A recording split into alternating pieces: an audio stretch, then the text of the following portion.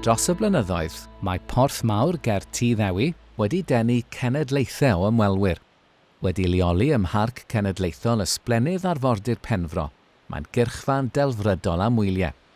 Ond yn 2014, pan ddaeth stormydd difrifol i'r bai, datgelwyd dirgelwch a ddaeth yn dipyn o ryfeddod. Roedd y gwynt yn chwipio'r traeth, y tonen taro'r twyni tywod, a'r cerrig mawr yn cael ei hyrddio o'r neilltu, ac wrth i'r stormydd gilio ac i'r ymwelwyr ddychwelyd i'r traeth, cafwyd hyd i ddarganfyddiadau syfrdanol. Ar safle sy'n adnabyddus am syrffio a picnics, roedd ymwelwyr nawr yn dod o hyd i weddillion dynol. Roedd esgyrn ymysg y twyni tywod, a rhai eraill ar y traeth. Roedd un peth yn sicr, roedd cyfrinachau yn celu yn ddwfn yn y tywod. Ei bod hi'n hysbys ers tro bod y safle wedi bod yn gartre i gapel bach a bod esgyrn dynol ac eitemau canol oesol eisoes wedi ei darganfod, roedd y stormydd wedi datgelu llawer iawn mwy o olion hynafol. Roedd angen edrych eto ar y capel, a'r hyn oedd o dano. Mae'r dystiolaeth ysgrifenedig gyntaf am fodolaeth y capel yn dyddio nôl i 1603, pan ysgrifennodd George Owen, yr hynafieithydd Cymreig, yn The Description of Pembrokeshire. Heb fod ymhell, mae capel Padrig i'r gorllewin o Dŷ Ddewi, a chyn agosed i'w wlad ei hun sef Iwerddon ac y gallai fod, mae bellach wedi dadfeilio'n llwyr. Dros amser, wrth i'r gwynt di-drigaredd chwythu'r tywod dros y safle, diflannodd adfail yr hen gapel o'r golwg ac o'r cof.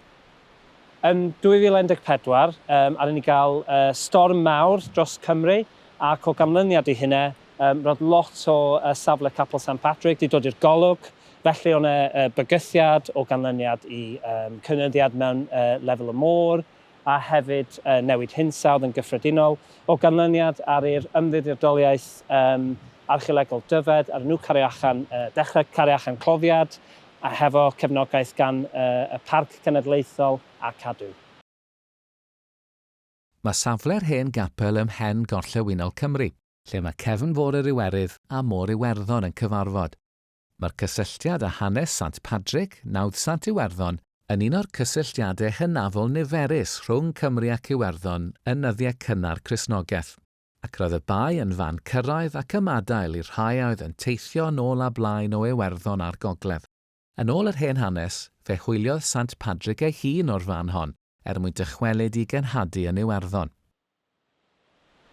Felly mae yna nifer o safleoedd fel Capel St Patrick ar led Gorllewin Cymru o'r cyfnod canol oesoedd. Un peth sy'n unigryw amdan Capel St Patrick yw'r ffaith bod, oherwydd ei lleoliad, mae'r esgyrn o fewn sund, a mae hyn yn golygu bod nhw dal yn bodoli fewn i'r cyfnod presennol. Un peth arall o'r cyfnod ydy ti'n cael y cerrig yma hefo croes ar nhw Cristnogol o'r cyfnod.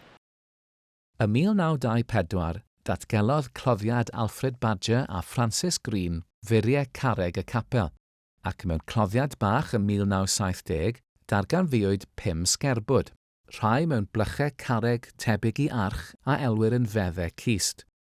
Ond dechreuodd y gwaith cloddio mwyaf ar y safle ar ôl stormydd 2014 mewn partneriaeth rhwng Ymddiriedolaeth Archeolegol Dyfed a Phrifysgol Sheffield.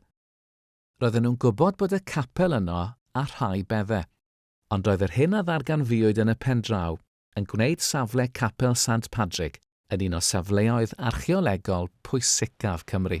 Felly, yn 2014, dechreuodd yr ymddiriedolaeth cloddio'r safle mewn partneriaeth hefo Prifysgol Sheffield. Yn diddorol, y peth cyntaf ar unrhyw darganfod oedd car oedd wedi cael ei gosod yn erbyn y safle yn y 70au, a hynny i ceisio delio hefo'r problem o erydiad, o dyna beth ni'n meddwl. Yn ychwanegol, ar un o ddod o hyd i cymysg o esgyn pobl a pethau eraill hefyd. Felly, yn dilyn y cloddiad yna, yn 2015 a 2016, ar yr ymddiriedolaeth dod yn dôl, ac ar nhw cloddio y darnau o dan fwyaf bygythiad, o ganlyniad erydiad, a wedyn diolch i cyllid gan prosiect cysylltiadau hunafol, ar nhw cloddio yn 2019 a 2021 hefyd. Darganfu'r cloddiad hwn 3 cham yn hanes y safle. Hanes a oedd yn ymestyn dros 450 o flynyddoedd, o 750 ôl Crist i 1200 ôl Crist. Y capel ei hun a ddatgelwyd yn gyntaf. O dan y capel, roedd mynwent yn cynnwys 250 o gyrff, ac o dan y fynwent, roedd mwy o gyfrinachen cuddio, ynghyd â darganfyddiad cyffroes a fyddai'n cysylltu'r prosiect argorffennol mewn ffordd ddynol iawn. Felly, un o'r pethau cyntaf ddaru nhw dod ar draws, yr haen top oedd y capel, oedd da ni'n meddwl di dyddio i'r 19th ganrif. Be oedd yn diddorol amdan hwn oedd o'n edrych fel bod wedi mynd trwy nifer o newidiadau dros ei fywyd, gan gynnwys y drws oedd yn y gorllewin wedi cael ei blocio fyny, a wedyn i symud i'r de o'r adeilad. A da ni'n meddwl wrach mae hynna oherwydd swnd yn dod fewn i'r adeilad. Un darganfyddiad diddorol just tu allan y capel oedd pin efydd, a da ni'n meddwl bod hwnna wedi cael ei cynhyrchu yn Dublin yn ystod yr 19th ganrif hefyd. Fodd bynnag, nid y capel oedd diwedd y stori. Roedd y capel wedi adeiladu ar ben mynwent, lle claddwyd cyrff am gyfnod o tua 300 o flynyddoedd. Felly cafodd fynwent ei sefydlu yn yr 8th ganrif a carafodd wal ei adeiladu o gwmpas y fynwent. A wedyn dros amser, be i ddigwydd oedd swnd dod mewn, a wedyn mwy o gladdu, mwy o swnd, ac yn y diwedd ar i'r wal diflannu o dan y swnd. Un peth diddorol iawn oedd roedd gyd o'r esgyn o'r cyfnod, y plant ifanc neu babanod. Da ni'n sicr pam, o bosib bod nhw ddim wedi cael ei bedyddio, a felly eisiau bod ar tir sanctaidd, neu o bosib da ni just ddim yn gweld tystiolaeth am esgyn pobl hŷn. Felly mae yna lot o cwestiynau da ni ddim really yn sicr o'r ateb i. Parhaodd y tywod i ymgasglu dros y safle drwy gydol yr 8fed a'r 9fed ganrif, a chloddiwyd haen ar ôl haen o feddau yn yr haenau o dywod. Felly yn y cyfnod mwy yn bellach ymlaen, yn bywyd y safle, be dyn ni'n gweld ydy cymysg o oedolion a plant. Ac un o'r pethau diddorol, mae rhai o'r pobl sydd wedi gladdu hefyd gwynebu'r llawr, a hefyd o'na un unigolyn mewn bag. A be dyn ni'n meddwl di wrach mae hynny o bosib bod nhw'n Cristnogol iawn. Ac wrth i'r tywod byrhau i gronni, claddwyd mwy o bobl ar ben yr hen feddau, a chafodd rhai o'r hen sgerbydau ei disodli. Felly, tan dyn ni'n dod i diwedd 9fed ganrif, be dyn ni'n gael ydy mae'r wal di diflannu ar y safle, a be dyn ni'n cael mae yna mwy o beddi yn cael ei gladdu o gwmpas y safle. A wedyn, da ni hefyd yn cael datblygiad o be dyn ni'n galw yn beddi cyst, a hein ydi lle mae cerrig o gwmpas y bedd. Yn diddorol, mae gen i dipyn o esiamplau wahanol, da ni'n darganfod. So, un ydy, mae gen i croes wedi marcio ar carreg wrth pen baban. Un arall ydy, mae gen i unigolyn lle mae gen i cerrig sydd yn sefyll wrth y pen, mae hwnna hefo croes, a wedyn mae gen i un arall wrth y traed sydd ddim hefo'r croes. A wedyn yn olaf, yr esiamplau eraill ydy, mae gen i pebble quartz a limpid shells ar top y beddi. Dychwelodd y tîm yn 2019, ac o'r diwedd, roedd hi'n bosibl datgelu'r strwythurau cynharaf.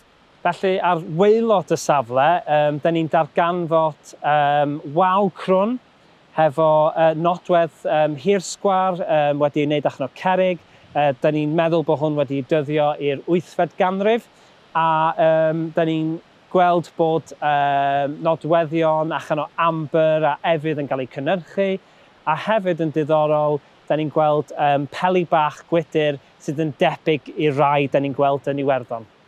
Wrth edrych yn fanwl, gellid gweld strwythur petrialog a marciau yn y garreg wedi eu crafu gan ddwylo anfedrus. Ar un pen, roedd croes Geltaidd ryngblethiedig Gywrain. Roedd nifer o farciau anarferol ar y garreg ganol, ac yn ei plith, ffigwr wedi codi i freichiau i safle gweddio orans. Wrth ymyl y ffigwr, roedd patrwm sgwarog, nifer o farciau arbennig eraill, ac ar ysgrif nad oes neb wedi llwyddo i'w dehongli hyd yma. Roedd croes syml wedi cael ei chrafu ar wyneb carreg arall. Mae'r marciau hyn yn hynod o ddiddorol, ond oedd gan y safle un gyfrinach arall.